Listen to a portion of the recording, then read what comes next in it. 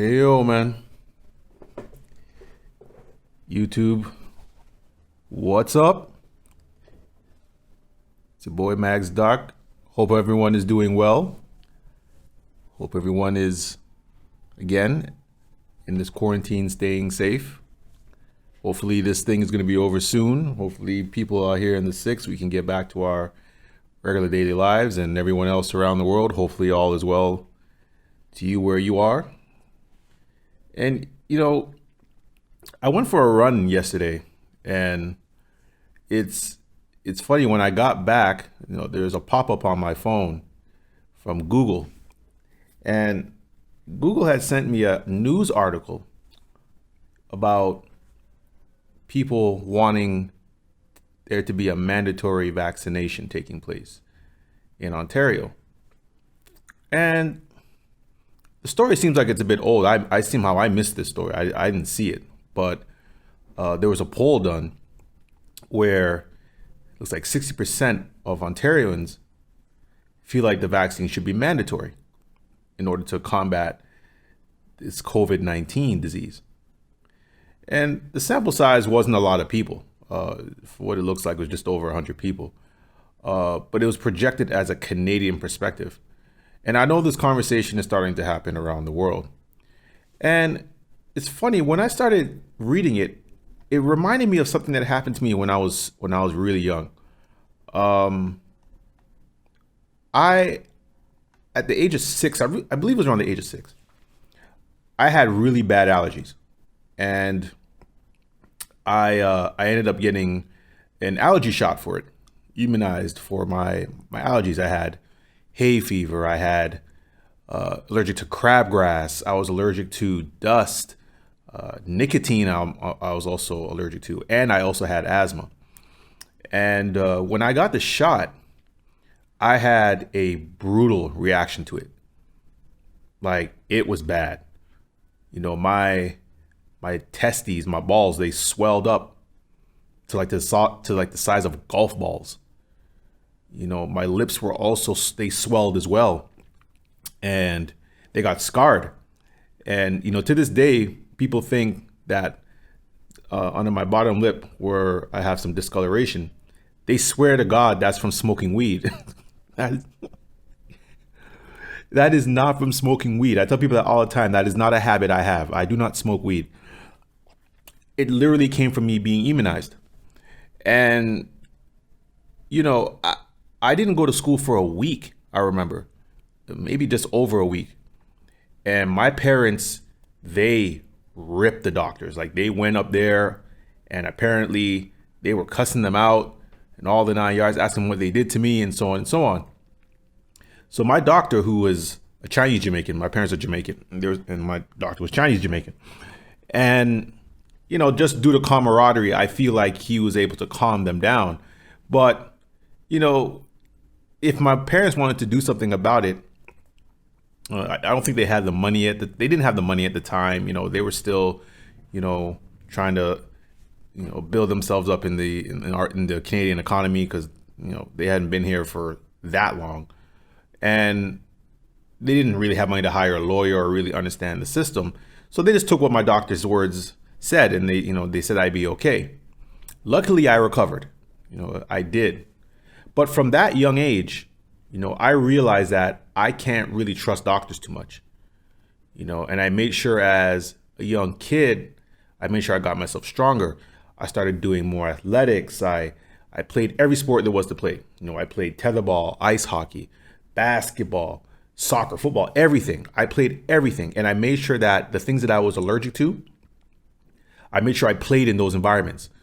Right? I wanted to make sure that I could get my immune system to respond and correct itself, because I didn't want to be weak in that situation again where I had to go back to a doctor. I never want to go back to one again. So when I read these articles about taking a vaccine, there's a lot of things that run through my mind. And, I know the economy has been battered. I know that small businesses are getting wiped out, and some corporations are filing for bankruptcy. But that's not the same thing as a mom and pop shop filing for bankruptcy. Corporations like Neiman Marcus or J. Crew filing, that's like a restructuring move that wipes debt off of the books. They'll still survive if they weren't financially struggling before. They'll be okay. But the mom and pop shops, they won't. And I work in the utilities and telecommunication industry, so I've heard the stories from a lot of people in Toronto. A lot of it is heartbreaking. A lot of people can't pay their bills. And we definitely need some type of resolution. I understand that. So enters the man, the $100 billion man, Bill Gates. Bill Gates wants to vaccinate 14 billion people, which is basically the majority of the planet. That's a lot of people. And if you really look at Bill Gates, he has his hands in big pharma. He has his hands in pharmaceuticals, and he's had his hand in there for a long time. He has stock in pharma with Johnson and Johnson, Pfizer, Merck, the Bill and Gates Foundation. They have several projects on the works in regards to creating vaccines. And when you have your hand in these things, these companies, such as the big boys like Johnson and Johnson and the likes, they have the ability to reap billions from this, where in turn he will do the same. He doesn't have small portions. It's not like he owns 4 or 3% in some of these companies. These are double-digit percentages he owns in these companies. So, there's so many vaccines that are trying to get created all around the world, and he has his hand here, there, and everywhere.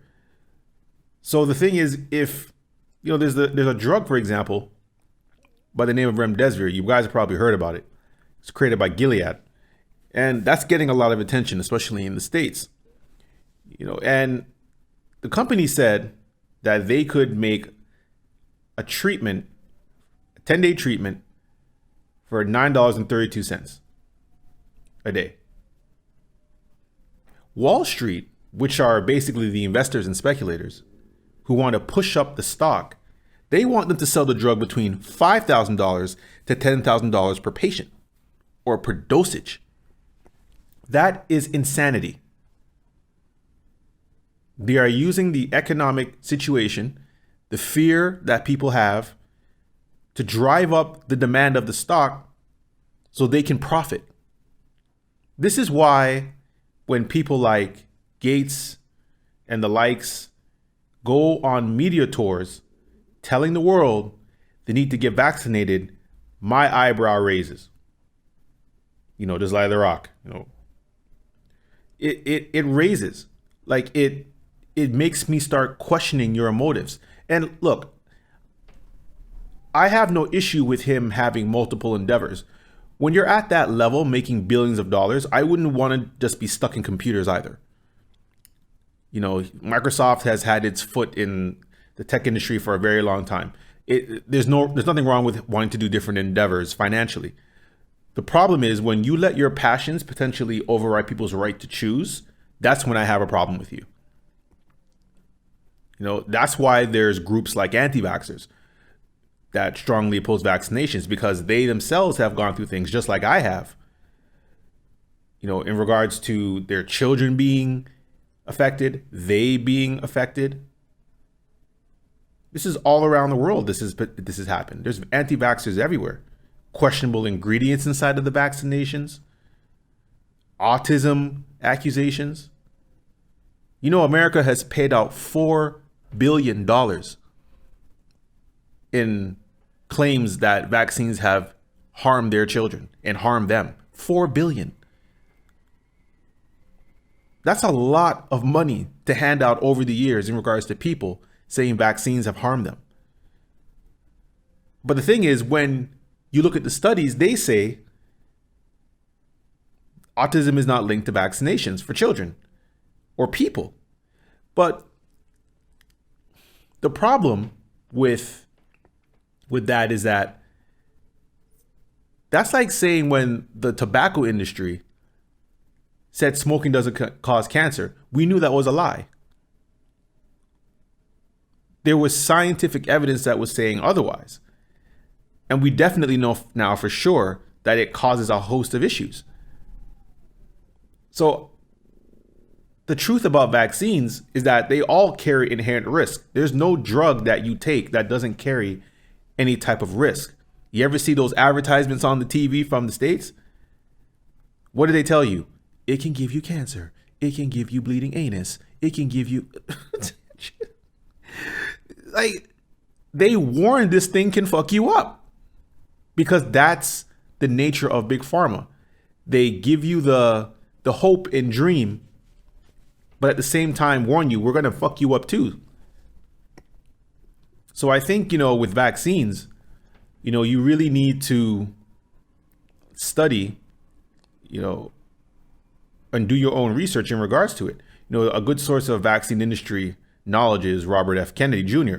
He's been working for a while now to expose issues with vaccinations and many others who think they are safe, or think they're not safe, I should mean. And the thing with vaccines as well is that these things can take years to make. And with the new technology coming out, they're talking about vaccines being made in a few months or even 12 months. And that also concerns me. If you look at a vaccine that can be made in that short period of time, these things usually take 6-7 years to properly make. But I'll view it as new technology. It's a first generation model. And we know what happens with any first generation model tech. There's something usually wrong with it. There's usually kinks in it. There's usually, deficiencies in it, but there's a rush to get things to market. So there needs to be assurances for anyone that takes it, not just because of desperate need of, herd immunity. That's not good enough, because if it kills or maims millions of people, it wasn't worth it. So, after reading the article and, seeing some other developments, I've come to the realization that I will not be taking it. And the main reason I won't be doing so is this: zero accountability. First of all, I can't hold anyone accountable. Not the Canadian government, not the drug makers, no one. Have you ever signed a waiver for taking a vaccine? I've never heard there is one. They just give it to you. But if something goes wrong with that vaccine, Ontario doesn't have any type of restitution program for injecting something into your body that can cause you potential harm down the road. They have nothing. They have no way of proving it will stop you from contracting or surviving COVID-19 if you get it. But the way things are going, either two things are going to happen. They are going to make it mandatory for you to take it, the way Bill Gates wants it to be done, because he wants everyone to be vaccinated. Or being able to move around globally, economically, interfacing with the system, socially, even in your own cities, that will be difficult without proof that you are not an asymptomatic carrier. Because that is the elephant in the room. You don't know who has it.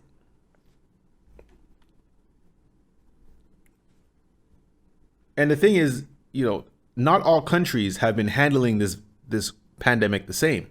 So not every country is going to have the same protocols. Some might be relaxed, like Sweden. Some might be strict, like China. But all countries fear the second wave. They all fear it. So in order to interface with the system, will you have to prove you're not a carrier before, say, traveling to another country? How do you prove that? Because even if you take the vaccine, it doesn't prove you're not a carrier.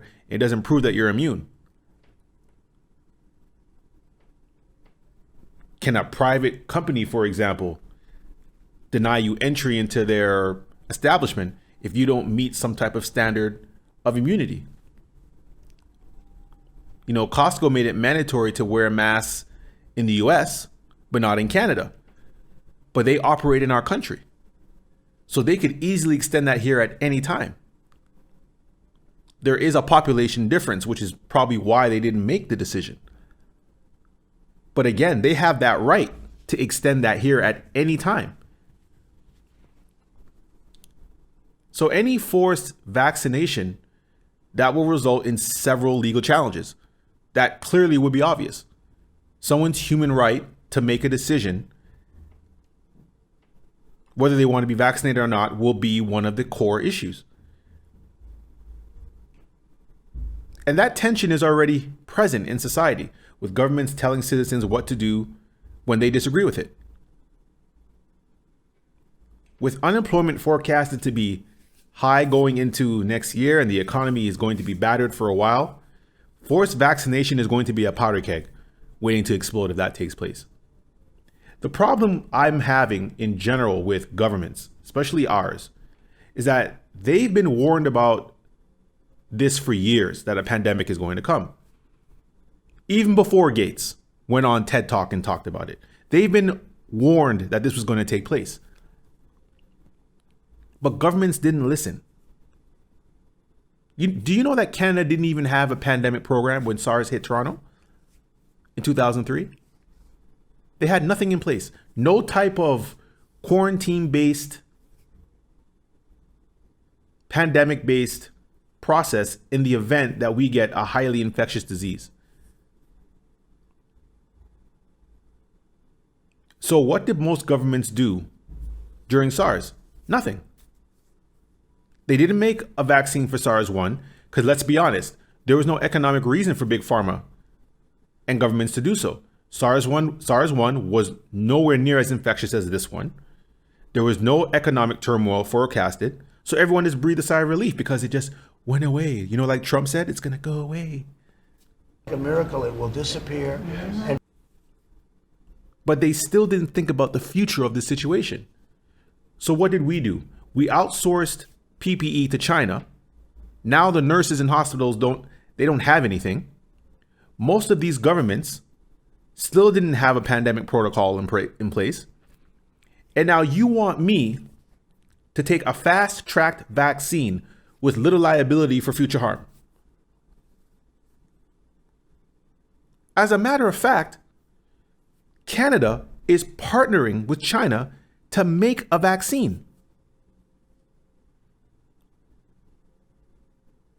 The same government that is destroying economies, jobs lost, businesses wiped out. You can't see your loved ones. You can't go outside. You're locked in your house. The Canadian government chooses to make a vaccine with this exact same Communist Party. This is not how you govern. That is a farce, and it's a disgrace. And there is no way I'm taking any vaccine that is made in conjunction with that country. Point blank, period. You didn't trust the mask they sent you, but now you trust them to help you make a vaccine. Really? People are recovering from it and getting reinfected anyway. So if your own antibodies are not stopping the virus from reinfecting you from hospitalization or even recovering from it, a vaccine's not going to change that. Because if it keeps mutating and becomes more deadly, there are at least 3 strains of it. What are we going to do? Keep social distancing and getting vaccinated every year? That doesn't solve the issue. And I've heard reports saying that, the COVID-19 vaccine, if there's multiple strains, it won't matter for the vaccine's effectiveness. But again, say that for the flu.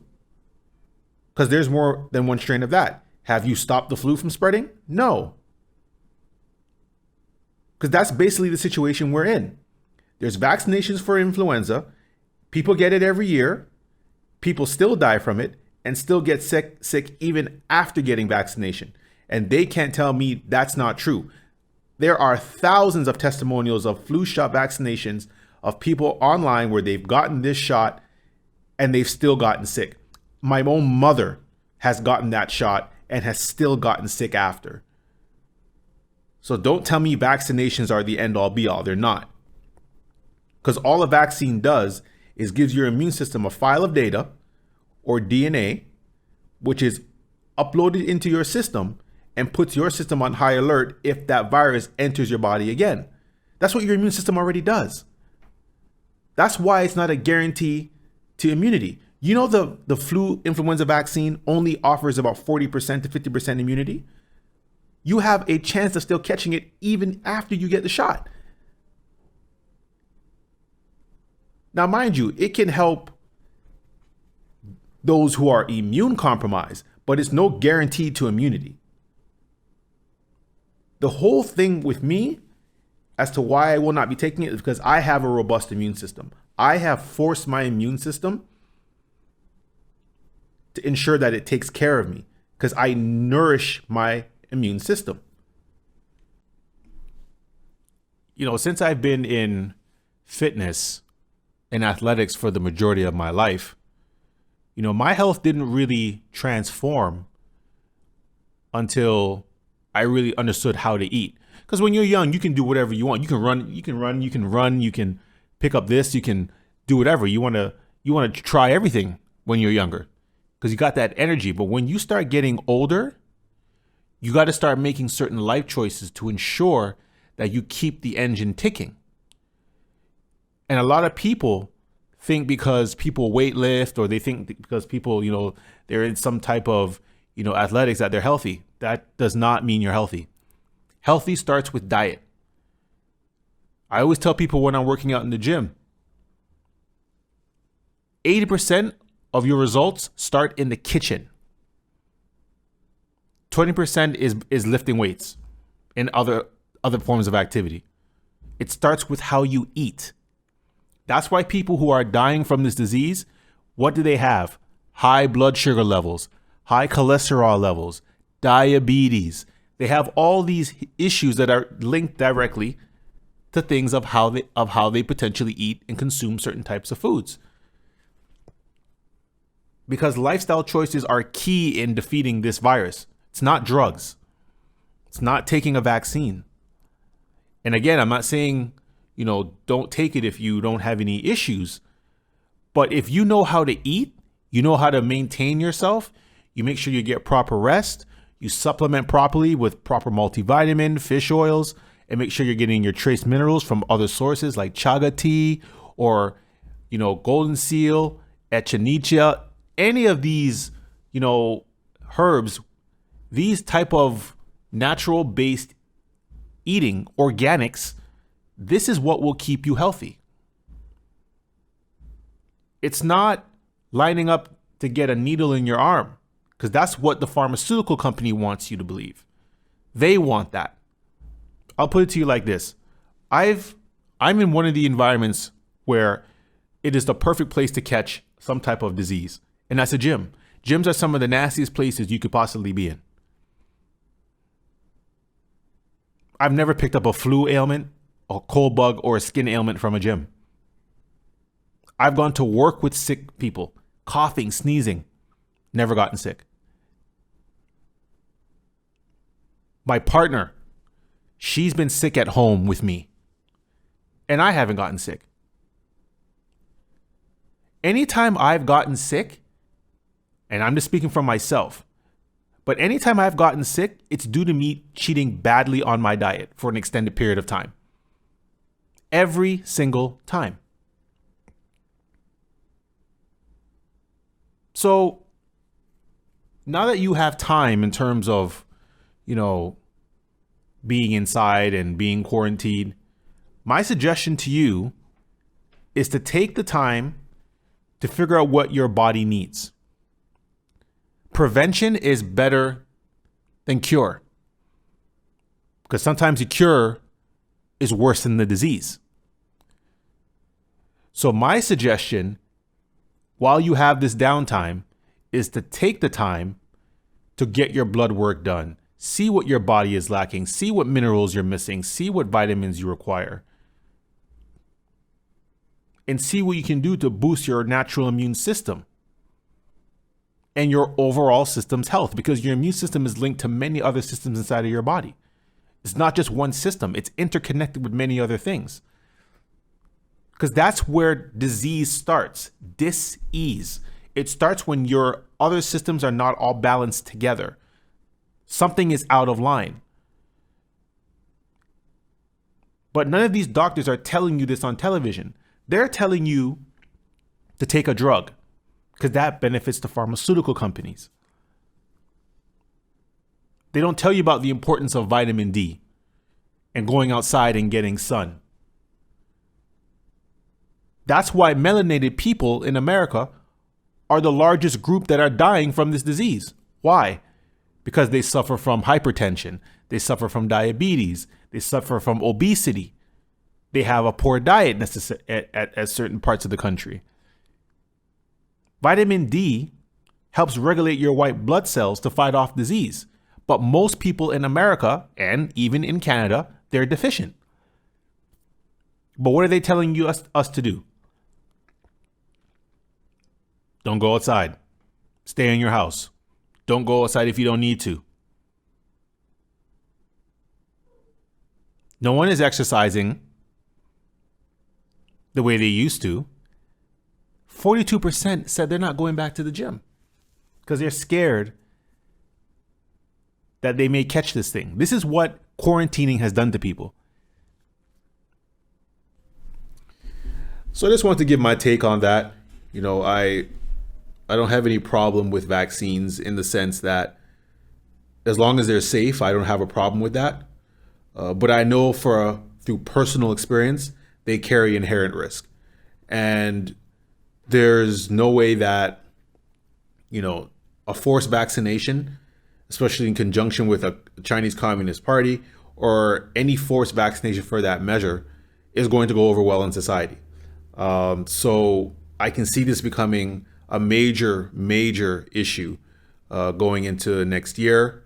But for right now, while we have some time, my suggestion, like I said, is to work on your health, work on your fitness, work on your mental health, balance these things, because these things are going to be vital in the coming battles if you ever were to contract any virus, whether it be COVID-19 or anything else. You know, so it's important to make sure you're balanced in this way, and definitely make sure that you take the time to invest in yourself and not in the opinions of other people who want to make money off of you or have some other agenda that they don't want to necessarily disclose to you. So that's it, man. I'm out. If you like the video, definitely like and subscribe, leave your comments. Trying to be more consistent making videos. I'm not there yet, but I'm trying to be more consistent. But definitely leave a comment, and we'll talk soon. Peace in the shadows. Stay safe.